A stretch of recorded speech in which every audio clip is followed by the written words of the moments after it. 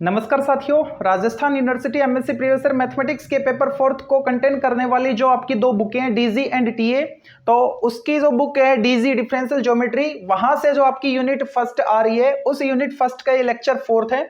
और इस लेक्चर में हम पढ़ेंगे फंडामेंटल यूनिट वेक्टर्स कौन कौन से होते हैं, फंडामेंटल प्लेन्स कौन कौन से होते हैं। यहाँ पे 3 फंडामेंटल यूनिट वेक्टर है और उनके बीच में जो बनने वाले प्लेन्स है उनको हम फंडामेंटल प्लेन्स बोलेंगे। फंडामेंटल यूनिट वेक्टर्स के इक्वेशन कैसे फाइंड करेंगे और उनके बीच में जो प्लेन बन रहे हैं फंडामेंटल प्लेन, उनकी इक्वेशन कैसे फाइंड करेंगे, और इस पर बेस्ड एक क्वेश्चन है वो भी कर लेते हैं। तो सबसे पहले इनको समझते हैं, unit vector, fundamental unit vector कौन कौन से हैं और प्लेन कौन कौन से हैं। ये कोई कर्व आपको देखिए, ठीक है, इसके किसी पॉइंट, सपोज पी पॉइंट पर मैं टेंजेंट ड्रॉ करना चाह रहा हूं, यूनिट टेंजेंट। तो ये टेंजेंट ड्रॉ की मतलब ये unit tangent vector T cap हो गया, ठीक है। तो इस पे परपेंडिकुलर कोई मैं एक वेक्टर लूंगा, और कैसा वेक्टर, वो भी यूनिट वेक्टर होना चाहिए, ठीक है, इस पॉइंट P पर। तो ये मैंने परपेंडिकुलर ड्रॉ किया, ठीक है। ये जो वेक्टर है इसको मैं एन कैप बोल देता हूं। ये तो है आपका यूनिट टेंजेंट वेक्टर,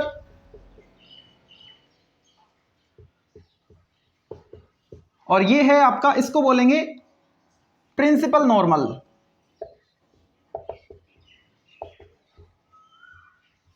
इस पे परपेंडिकुलर है मतलब इसका नॉर्मल है, लेकिन यूनिट वेक्टर होने की वजह से इसको क्या बोलेंगे, प्रिंसिपल नॉर्मल, ठीक है। अब ये दो एक दूसरे पे परपेंडिकुलर है।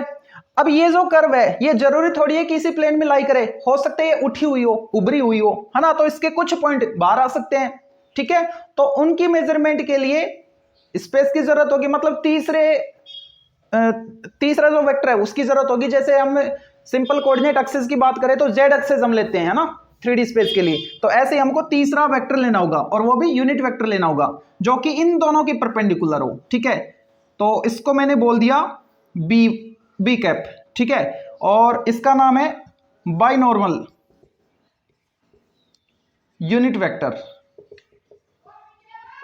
तो यहां पे 3 वेक्टर हैं, कौन कौन से, एक तो टी कैप, एक एन कैप, एक बी कैप। ये जो टी कैप, बी कैप और एन कैप है इन्हीं को हम फंडामेंटल यूनिट वेक्टर बोलते हैं, ठीक है, फंडामेंटल यूनिट वेक्टर, ओके।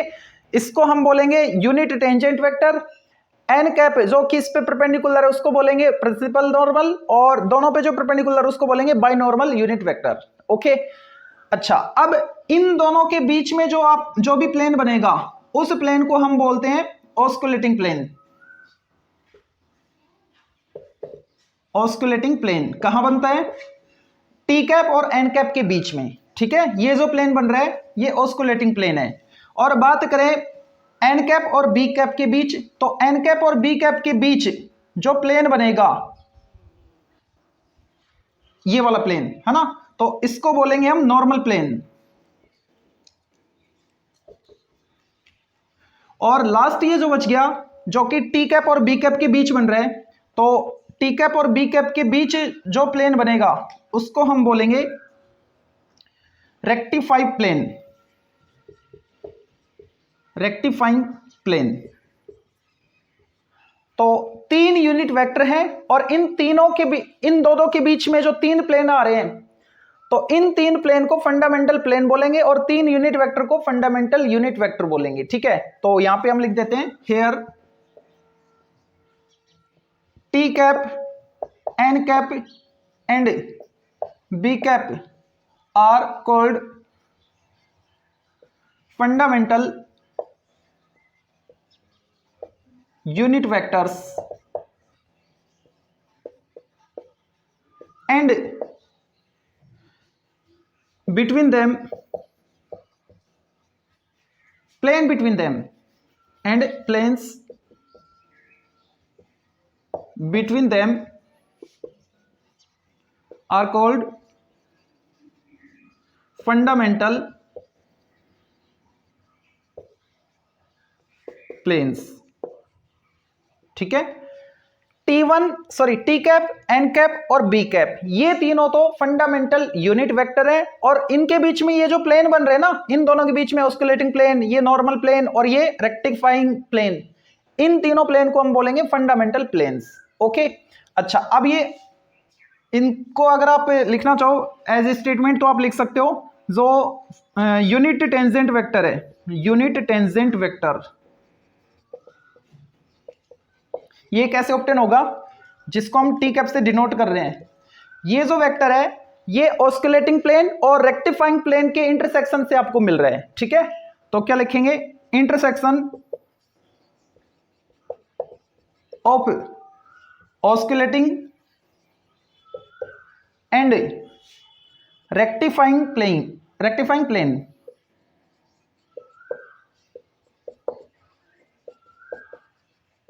ठीक है।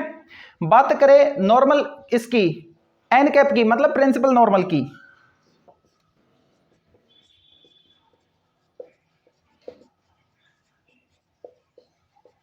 प्रिंसिपल नॉर्मल जिसको हम एन कैप से डिनोट कर रहे हैं, ठीक है। तो ये जो एन कैप है ये कैसे मिलेगा आपको, जब आप ऑस्कुलेटिंग प्लेन और नॉर्मल प्लेन का इंटरसेक्शन करवाओगे तो आपको एन कैप मिलेगा, प्रिंसिपल नॉर्मल मिलेगा। तो क्या लिखेंगे यहां पे, intersection of osculating plane and normal plane, osculating plane और नॉर्मल प्लेन के इंटरसेक्शन से आपको प्रिंसिपल नॉर्मल मिलेगा, ठीक है। बात करें तीसरे वाले की, मतलब बी कैप की यानी बाइनॉर्मल की, तो बाइनॉर्मल किससे मिलेगा ये आप खुद से लिख लेना, intersection of a normal plane and rectifying plane, ठीक है। ओके, तो एन कैप, ये sorry t cap, N cap और बी कैप तो आपने ऑब्टेन कर लिए। अब बात करें ऑस्कुलेटिंग प्लेन की और नॉर्मल प्लेन की और रेक्टिफाइंग प्लेन की, तो ये आपको कैसे मिलेंगे, तो इनको भी लिख लेते हैं।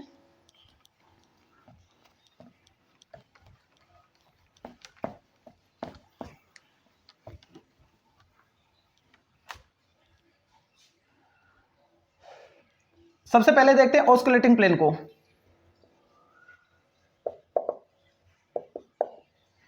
ऑस्कुलेटिंग प्लेन कैसे ऑब्टेन होगा,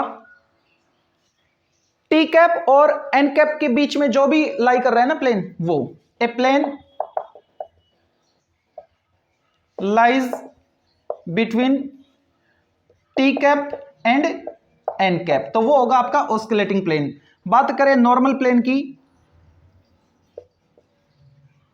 तो वो क्या होगा, a plane lies between N cap and B cap, ये भी है बी कैप, ठीक है। ओके, अब बात करें रेक्टिफाइंग प्लेन की,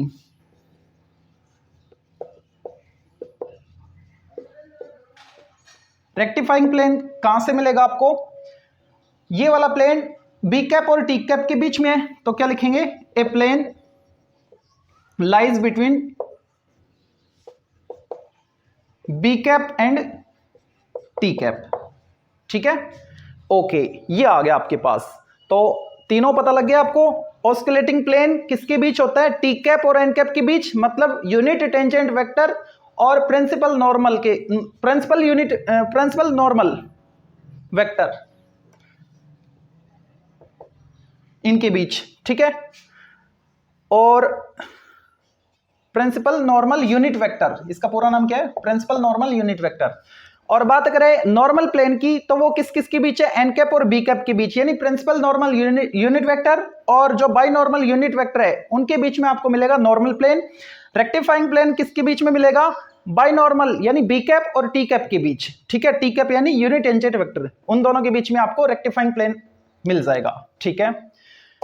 ओके, तो ये तो हो गया। अब इसकी कुछ प्रॉपर्टी और है, उनको भी देखते हैं।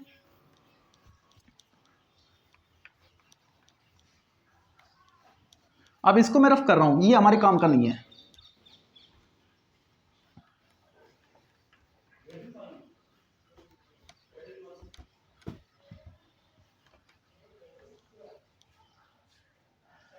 नोट डाल के लिखते हैं, जो अभी हमने फाइंड किए टी कैप और एन कैप और बी कैप, ठीक है, हैविंग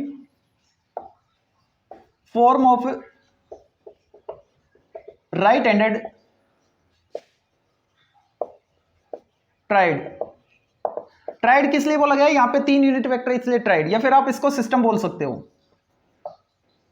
ठीक है, इसका मीनिंग क्या है, जैसे आई जे और के जो 3 स्टैंडर्ड वेक्टर्स होते हैं, ठीक है, ये जिस प्रॉपर्टी को फॉलो करते हैं, मतलब इनकी डॉट और क्रॉस वाली प्रॉपर्टी जो होती है वही इनमें होगी, किसमें, टी कैप में, एन कैप में और बी कैप में। मतलब खुद के साथ डॉट प्रोडक्ट 1 आएगा, खुद का दूसरे के साथ डॉट प्रोडक्ट 0 आएगा, ऐसे ही क्रॉस वाली वो साइक्लिक ऑर्डर लेके। ठीक है, इसका मतलब ये हो गया कि जो टी कैप है, इसका टी कैप के साथ जब डॉट प्रोडक्ट निकालोगे तो 1 आएगा, ऐसे ही एन कैप का एन कैप के साथ 1 और बी कैप के साथ डॉट प्रोडक्ट 1, लेकिन बाकियों के साथ क्या आएगा, 0 आएगा। यानी टी कैप का अगर मैं बी कैप के साथ निकालूं या टी कैप का एन कैप के साथ निकालूं या बी कैप का एन कैप के साथ निकालूं, ये अलग होने चाहिए, है ना, तो उस केस में आपको रिजल्ट क्या मिलेगा, 0 मिलेगा। ओके, अब इसकी क्रॉस वाली प्रॉपर्टी को देखते हैं। तो क्रॉस वाली प्रॉपर्टी में ये आप साइकिल याद रखोगे, ये तो है आपका टी कैप, ये है आपका एन कैप और ये है आपका बाइनॉर्मल यानी बी कैप। ठीक है, इस ऑर्डर में आपको चलना है। ठीक है, क्लॉकवाइज। तो जब मैं टी कैप को क्रॉस मल्टीप्लाई करवा रहा हूं उसका एन कैप के साथ, तो मेरे को आउटपुट में क्या मिलेगा, बी कैप मिलेगा। अगर मैं एन कैप का क्रॉस मल्टीप्लाई करता हूं बी कैप के साथ, तो मेरे को क्या मिलेगा, नेक्स्ट वाला यानी टी कैप मिलेगा। अगर मैं बी कैप को क्रॉस करवाता हूं टी कैप के साथ, तो मेरे को एन कैप मिलेगा। ठीक है, उल्टा कर देंगे रिवर्स ऑर्डर में तो माइनस साइन आ जाएगा। ओके, ये इसकी राइट हैंडेड प्रॉपर्टी है। ओके, ये आपको ध्यान रखना है। अच्छा, इसके बाद बात करें इसके डायरेक्शन कोसाइंस की, तो वो और देख लो। ये तीनों क्या है, यूनिट वेक्टर है ना। तो अगर कोई भी सिंपल वेक्टर होता है, सपोज ए वेक्टर क्या है, एक्स आई प्लस वाई जे प्लस जेड के, इस टाइप से है, कोई नॉर्मल वेक्टर की बात करूं मैं, सिंपल वेक्टर, है ना। तो उसमें जो आई जे के कोफिशिएंट्स होते हैं ना, वो तो डायरेक्शन रेशो होते हैं, और फिर डायरेक्शन कोसाइन हम निकाल लेते a x upon root x square plus y square plus z square, और बी अपॉन मतलब y upon root x square plus b square plus c square, इस टाइप से करके। लेकिन ये आपको यूनिट वेक्टर दे रखे हैं। ठीक है, तो यूनिट वेक्टर अगर कोई है आपके पास, जैसे कि मैं एक ही बात करूं, ए आपके पास क्या था, एक्स आई प्लस वाई जे प्लस जेड के। ठीक है, नॉर्मल सिंपल वेक्टर है। तो इस केस में एक्स वाई जेड क्या है, इस वेक्टर ए के डायरेक्शन रेशियोज हैं। डायरेक्शन कोसाइन आप निकाल सकते हो x upon root x square plus y square plus z square, दूसरा आएगा y upon root x square plus y square plus z square, ऐसे तीसरा आ जाएगा। ठीक है, लेकिन अगर ये यूनिट वेक्टर हुआ, तो ये अगर यूनिट वेक्टर है, तो ये जो आई जे के कोफिशिएंट्स है ना, एक्स वाई और जेड, ये इसके डायरेक्शन रेशो नहीं, डायरेक्शन कोसाइंस होंगे। ठीक है, यूनिट वेक्टर के लिए आई जे के जो कोफिशिएंट होते हैं वही डायरेक्शन कोसाइन बनते हैं। ठीक है, तो यहां पे हम लिखेंगे direction cosines DCs of fundamental unit vectors.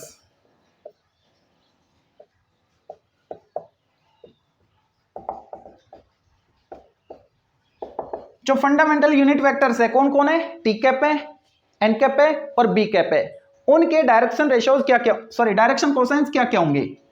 तो अगर हम बात करें टी कैप की, तो उनका नोटेशन है ये बस, है ना, ओनली नोटेशन की बात कर रहे हैं हम यहाँ पे। Direction cosines of T cap समझ गए ना, यूनिट टेंजेंट वेक्टर की बात हो रही है। तो इसमें क्या आएगा, जैसे कि कोई वेक्टर है आपके पास, suppose T cap vector l x plus sorry l i plus m j plus n k, तो ये एल एम एन उसके डायरेक्शन कोसाइन होंगे कैप के लिए। ठीक है, टी कैप इसलिए, तो यहां पे लिखा मैंने टी कैप है तो L1 M1 N1 बोल देता हूं मैं इनको, L1 M1 और N1, ये क्या है, डायरेक्शन कोसाइंस है। ठीक है, ऐसे ही बात करें दूसरे वाले की, मतलब एन कैप की यानी प्रिंसिपल नॉर्मल यूनिट वेक्टर की, तो उसके क्या आएंगे, 2 2 आ जाएंगे। नोटेशन है ये, मैंने पहले बताया था ये नोटेशन है, L2 M2 N2। जब भी हम डायरेक्शन कोसाइन लेंगे फंडामेंटल यूनिट वेक्टर के, तो टी कैप के लिए 1 1 वाले, एन के लिए 2 2 वाले, इस तरीके से लेके सॉल्व करेंगे क्वेश्चंस को।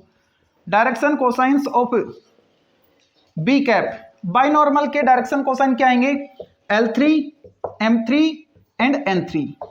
ठीक है, ओके, डायरेक्शन कोसाइंस भी हो गए। ठीक है, अब हम इनके इक्वेशन फाइंड करना चाहेंगे, किस किस के, जो भी फंडामेंटल यूनिट वेक्टर्स हैं, तीनों यूनिट वेक्टर्स उनके, और इनके बीच में जो प्लेन बन रहे थे, तीन प्लेन बन रहे थे, ऑस्कुलेटिंग प्लेन, नॉर्मल प्लेन और रेक्टिफाइंग प्लेन, इन तीनों के इक्वेशन भी हम निकालेंगे। उससे पहले यूनिट वेक्टर के निकालते हैं, मतलब फंडामेंटल यूनिट वेक्टर के इक्वेशंस निकालते हैं।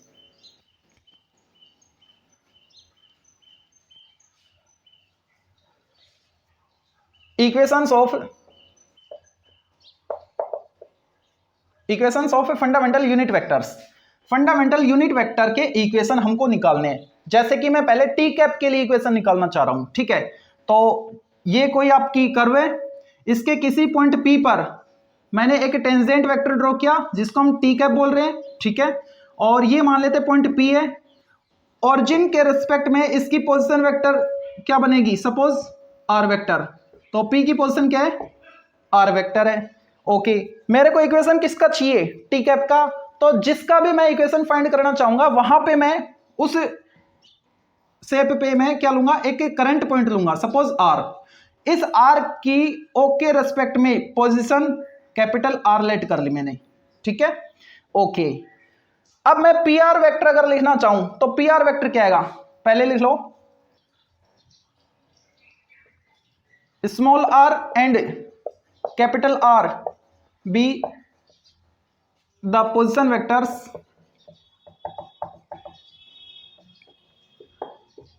ऑफ, स्मॉल आर किसकी पोजीशन है, पी की, एंड कैपिटल आर क्यू की है, सॉरी आर की है, आर रेस्पेक्टिवली।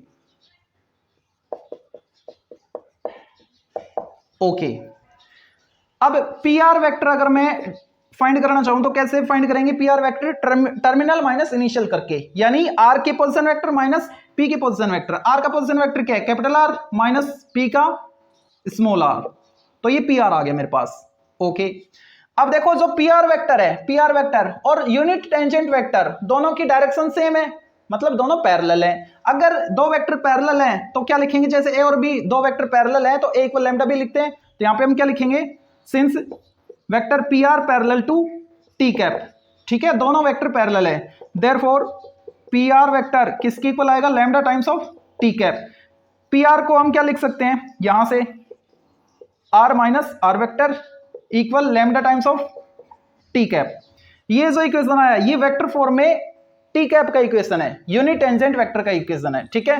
तो यूनिट टेंजेंट वेक्टर का इक्वेशन हमने फाइंड कर लिया, कौन से फॉर्म में, वेक्टर फॉर्मेट में, है ना। इसको अगर हम कार्टेशियन फॉर्मेट में लिखना चाहे तो क्या करें, कार्टेशियन फॉर्मेट के लिए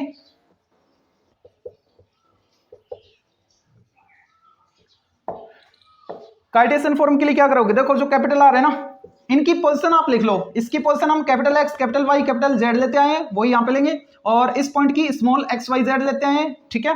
अब यहां पे वैल्यू पुट कर दो, कैपिटल आर क्या आएगा, कैपिटल एक्स आई प्लस कैपिटल वाई जे प्लस कैपिटल जेड के, और स्मॉल आर क्या आएगा, स्मॉल एक्स आई प्लस वाई जे प्लस जेड के। आर माइनस आर निकाल लो, आर माइनस आर क्या आएगा, माइनस करोगे तो capital X minus small x i cap plus capital Y minus small y j cap plus capital Z minus small z k cap, ठीक है। और क्या चाहिए मेरे को, टी कैप चाहिए। तो टी कैप को तो अभी थोड़ी देर पहले हमने देखा था, जब हम डायरेक्शन इसके direction ratio sorry direction cosine लिख रहे थे तब, तो हमने L1 M1 N1 ये लिए थे ना। टी कैप है तो जो डायरेक्शन कोसाइंस होते हैं वही आई जे के कोएफिशिएंट होते हैं, तो यहां पे लिखा मैंने L1 i cap plus M1 j cap plus N1 के कैप, ठीक है। अब ये जो भी वैल्यू है ये हम यहां पे पुट करेंगे, ठीक है। तो हमको इक्वेशन मिल जाएगा किसका, टी कैप का, यानी यूनिट टेंजेंट वेक्टर का। अब इसको हटाते हैं, ये हमारे काम का नहीं है।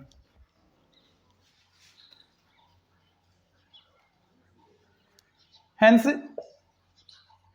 Equation of unit tangent vector मतलब टी कैप। टी कैप का इक्वेशन क्या आएगा, देखो यहां पे वैल्यू सब्स्टिट्यूट कर दो, ठीक है, जो अभी आपने फाइंड की है। आर माइनस आर क्या है, ये है आपके पास, यानी capital X minus x i cap plus y minus y j cap plus z minus z k cap, okay, equal lambda times of T cap. T cap क्या है, ये वाला L1 i cap plus M1 j cap plus n1 k cap. Okay, अब compare करते हैं both side i के जे के और k के कोफिशिएंट्स की। ठीक है, i के जे के और k के गुणांकों की तुलना करते हैं। ऑन कंपेयर वी हैव, देखो क्या मिलेगा, x minus x equal lambda L1। ठीक है, y minus y lambda M1, z minus z, ये कैपिटल Z है आगे वाला, z minus z equal lambda N1, ये आ रहे हैं हमारे पास। ठीक है, यहां से अगर मैं L1 से डिवाइड कर दूं तो capital X minus small x upon lambda, sorry L1 equal lambda, यहां से भी लैम्डा फाइंड करो तो ये अपॉन में आएगा, लैम्डा के इक्वल है तो इसको हम इसके इक्वल लिख सकते हैं क्योंकि इसकी वैल्यू भी लैम्डा है, y minus Y upon M1, ऐसे इधर क्या आएगा, z minus z upon N1। ठीक है, तो ये जो इक्वेशन आया ये किसका इक्वेशन है, टी कैप का कार्टेशियन फॉर्मेट में। टी कैप बोले तो यूनिट टेंजेंट वेक्टर का कार्टेशियन इक्वेशन क्या है, ये वाला है। ठीक है, जहां पे L1 M1 N1 क्या है, जो टी कैप है उसके डायरेक्शन कोसाइंस है। ठीक है, तो ये आपको याद रखना है, ध्यान रखना है। ऐसे ही अब हम निकाल सकते हैं किसका, एन कैप का, equation of principal normal, CIPAL, principal normal यानी एन कैप।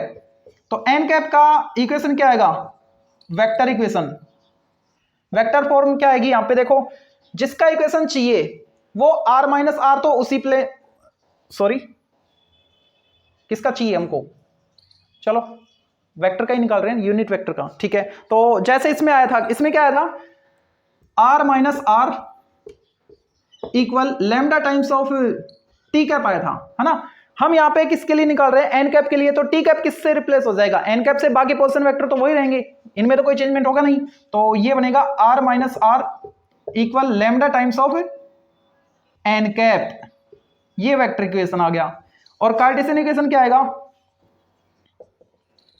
कार्टेशियन के लिए ऊपर वाले तो ऐसे ही रहेंगे, सेम रहेंगे, नीचे किसके डायरेक्शन कोसाइंस आ जाएंगे, एन कैप की आ जाएंगे। और एन कैप के डायरेक्शन कोसाइन क्या थे, L2 M2 N2 लिए थे हमने, है ना। तो ये आएगा capital X minus small x upon L2, capital Y minus small y M2, capital Z minus small z N2। ये इसका कार्टेशियन इक्वेशन आ गया कार्टेशियन फॉर्मेट में। अच्छा, अब तीसरा और बच गया, तीसरा कौन सा, बी कैप, बाई नॉर्मल वाला। तो बाई नॉर्मल के लिए मैं डायरेक्ट यहां पे लिख देता हूं, बाई नॉर्मल के लिए जो वेक्टर फॉर्म आएगी, वेक्टर फॉर्म क्या आएगी, r minus r equal lambda times of B cap, ये आ जाएगा। ओके, और कार्टेशियन फॉर्म क्या आएगी, कार्टेशियन फॉर्म में लिखोगे आप x माइनस एक्स अपॉन इस बी कैप के डायरेक्शन कोसाइंस, वो क्या थे, L3 M3 N3, तो अपॉन में लिखेंगे हम L3 equal capital Y minus small y upon M3 equal capital Z minus small z upon N3। ये वेक्टर इक्वेशन आ गया, ये कार्टेशियन इक्वेशन आ गया, किसके लिए, बी कैप के लिए, बाई नॉर्मल यूनिट वेक्टर के लिए। तो अभी हमने क्या किया है, जो फंडामेंटल यूनिट वेक्टर्स है, T cap, B cap, N cap और बी कैप, है ना, तो उनके लिए इक्वेशन हमने निकाले हैं। ठीक है, यूनिट टेंजेंट वेक्टर के लिए तो निकाल दिया, और नॉर्मल बाय उसके लिए, बाय नॉर्मल के लिए निकाल दिया, और प्रिंसिपल नॉर्मल के लिए निकाल दिया। ठीक है, यानी इन तीनों के लिए निकाल दिया। अब हम बात करें फंडामेंटल प्लेन की, उनके इक्वेशन की, तो वो और निकालते हैं, इक्वेशंस ऑफ फंडामेंटल प्लेन्स। तो इसको और समझ लो, फिर ये टॉपिक कंप्लीट हो जाएगा। फिर इसका एक एग्जाम्पल है आपकी बुक में, वो एग्जाम्पल करेंगे, और वो एग्जाम में आया हुआ है।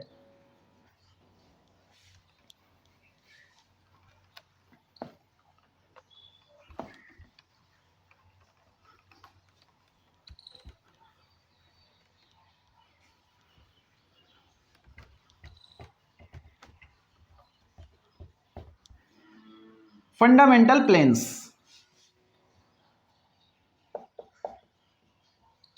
देखो क्या आएगा, पहले मैं नॉर्मल प्लेन की बात करता हूं, equation of normal plane. Normal plane कहां था, एन कैप और बी कैप के बीच। ये जैसे कोई आपकी कर्व है, ठीक है, इसके किसी पॉइंट P पर आपने ये यूनिट टेंजेंट वेक्टर लिया टी कैप, और ये इस पे परपेंडिकुलर ड्रॉप किया एन कैप, और ये हो गया आपका बी कैप। ठीक है, तो यहां पे जो प्लेन आएगा ना वो कौन सा आएगा, नॉर्मल आएगा एन कैप और बी कैप के बीच। तो मैं ऐसे बनाना चाहूंगा, इसके पैरेलल ये हो गया, इसके पैरेलल ये हो गया। ठीक है, तो ये है आपका नॉर्मल प्लेन। ठीक है, ये मान लो पी पॉइंट। ठीक है, इसकी पोजीशन ओ के रिस्पेक्ट में, मतलब ओरिजिन के रिस्पेक्ट में मैंने आर ले ली है।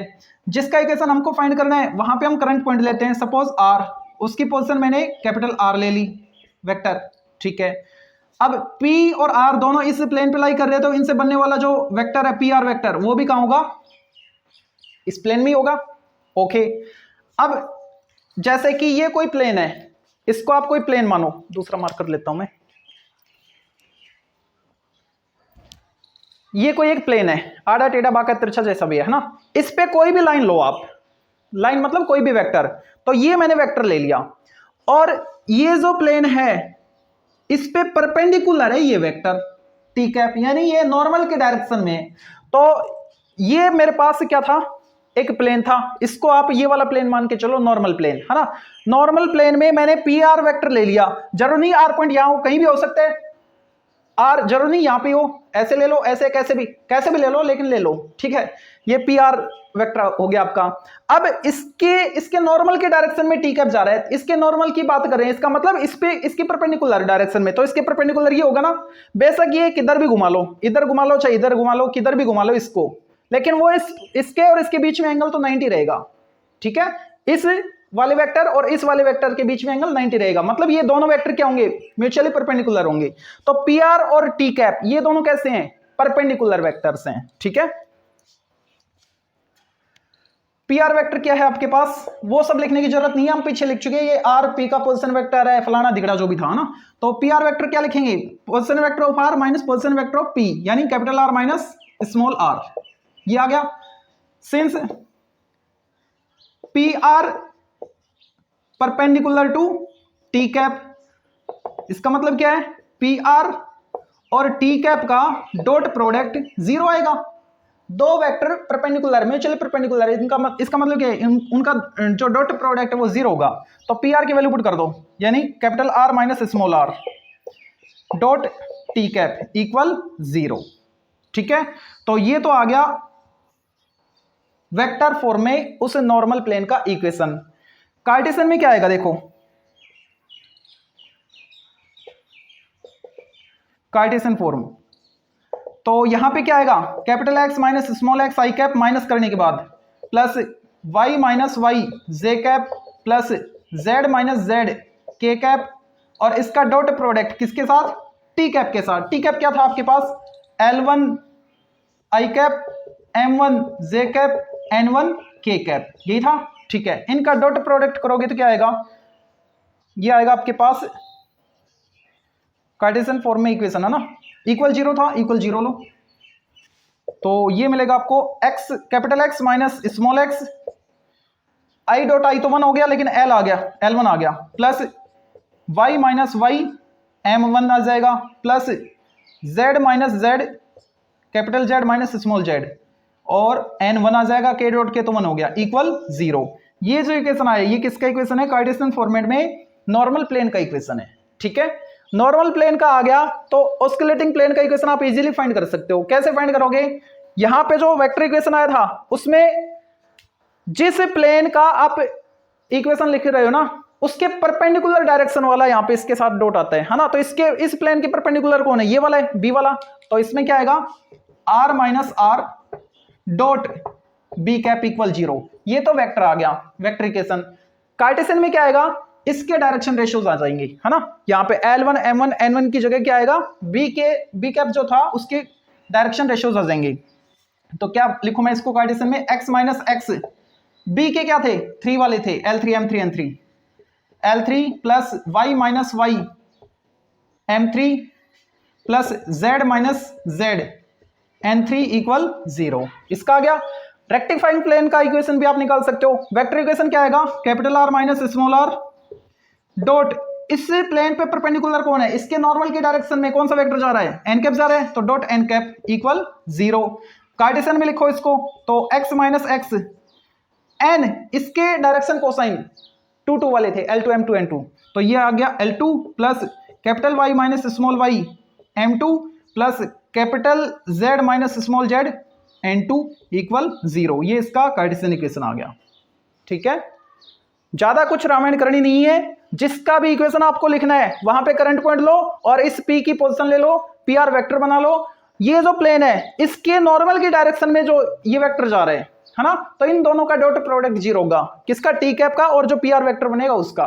ठीक है, डॉट प्रोडक्ट 0 कर दिया, ओके, क्यों, परपेंडिकुलर थे इसलिए। तो ये क्या आ गया, वेक्टर इक्वेशन आ गया।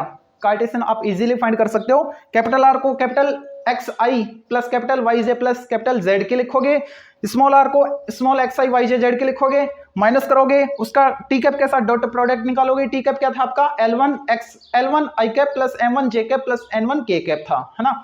डॉट प्रोडक्ट करने के बाद जो आएगा ये आएगा, ये इसका इक्वेशन हो गया। ठीक है, नॉर्मल के लिए, ऐसे इसके लिए और ऐसे इसके लिए। अब इस पर बेस्ड जो एक क्वेश्चन है, एग्जाम्पल है शायद, उसको सोल्व करते हैं। तो अब देखते हैं एग्जाम्पल थर्ड, एक ही एग्जाम्पल है, प्रिंसिपल नॉर्मल, ये जो भी हम फाइंड कर रहे थे फंडामेंटल यूनिट वेक्टर्स, इन पर बेस्ड एक ही एग्जाम्पल है, इसको समझते हैं पहले। Find the equation of principal normal and of the oscillating plane at any point of the curve given by this. Okay, curve का इक्वेशन आपको रखा है, दो चीज फाइंड करनी है, प्रिंसिपल नॉर्मल का इक्वेशन और ऑस्किलेटिंग प्लेन का इक्वेशन। ऑस्किलेटिंग प्लेन का इक्वेशन जैसे हम प्रीवियस लेक्चर में करके आए, वहां से भी आप सोल्व कर सकते हो, x dot y dot z dot x double dot y double dot z double dot calculate करके, और यहाँ पे करेंगे वो भी ठीक है, यहाँ पे हम करेंगे ऐसे पैरामीटर में, है ना, तो उसको भी देख लेना।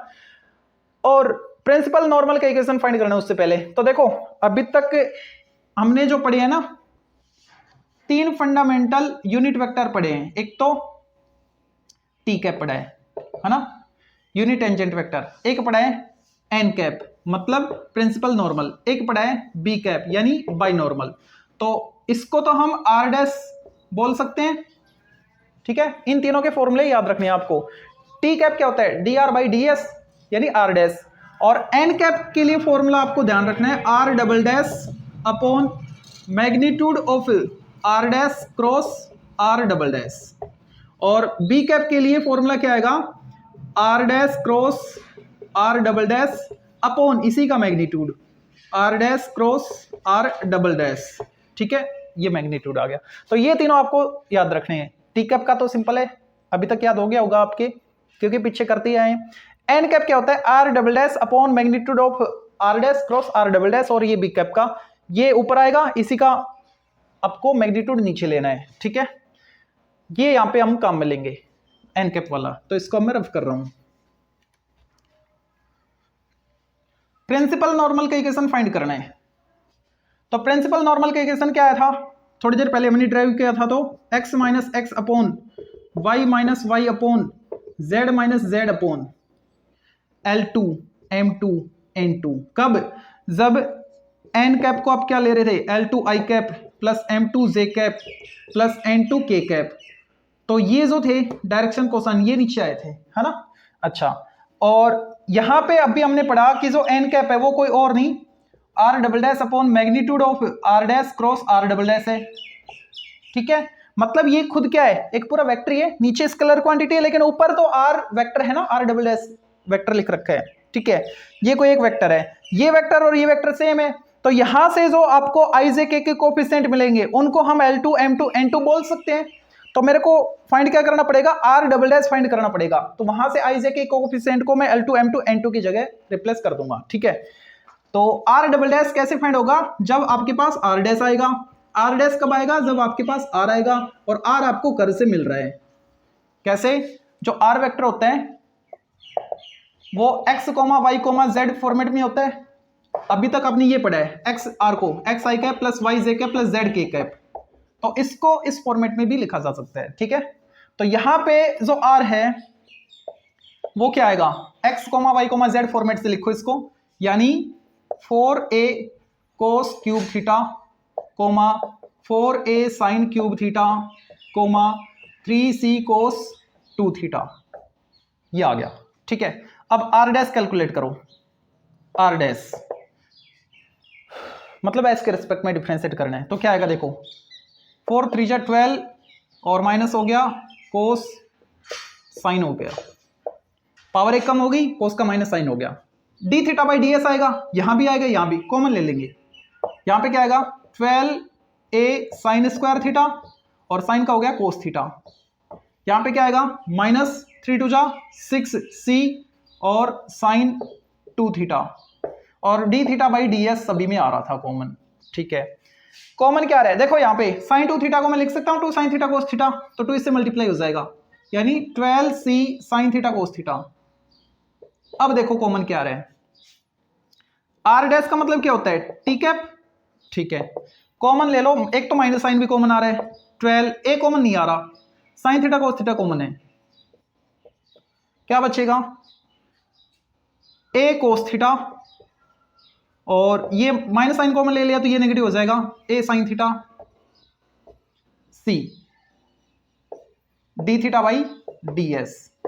अब d theta by D s को मैं हटाना चाह रहा हूं, है ना, तो क्या करूं, मेरे को इसके बदले में कोई एक न्यूमेरिकल वैल्यू मिलनी चाहिए ताकि मैं वहां से कैलकुलेट कर पाऊं, है ना। तो ये क्या है टी कैप, टी कैप मतलब इसका मैग्नीट्यूड 1 है और ये अभी तो वेक्टर फॉर्म में है ना। जब मैं किसी भी वेक्टर का स्क्वायर करूंगा तो क्या बोला जाएगा उसको, उस वेक्टर के मैग्नीट्यूड का स्क्वायर, और इसका मैग्नीट्यूड 1 है तो उसका स्क्वायर 1 आ जाएगा यहाँ पे, है ना। तो बोथ साइड स्क्वायर कर दो,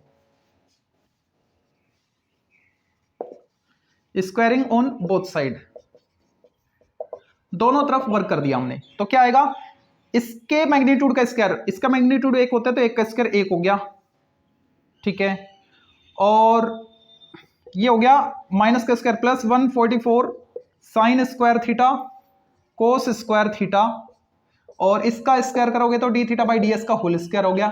इसका स्क्वायर कैसे करें, ये तो वेक्टर है यहां से देखो, है ना, तो किसी भी वेक्टर का अगर आप स्क्वायर कर रहे हो तो उसका मतलब है उसके मैग्नीट्यूड का स्क्वायर कर रहे हो आप, तो इसका मैग्नीट्यूड निकालो, उसका स्क्वायर करो। इसका मैग्नीट्यूड क्या आएगा, रूट के अंदर इसका स्क्वायर प्लस इसका स्क्वायर प्लस इसका स्क्वायर, और उसका स्क्वायर कर रहे हो तो रूट हट जाएगा, तो क्या आएगा इसका स्क्वायर प्लस इसका स्क्वायर प्लस इसका स्क्वायर, इन दोनों का स्क्वायर से क्या आएगा, ए स्क्वायर कॉमन आ गया, बाकी 1 बन गया, प्लस सी स्क्वायर आ गया।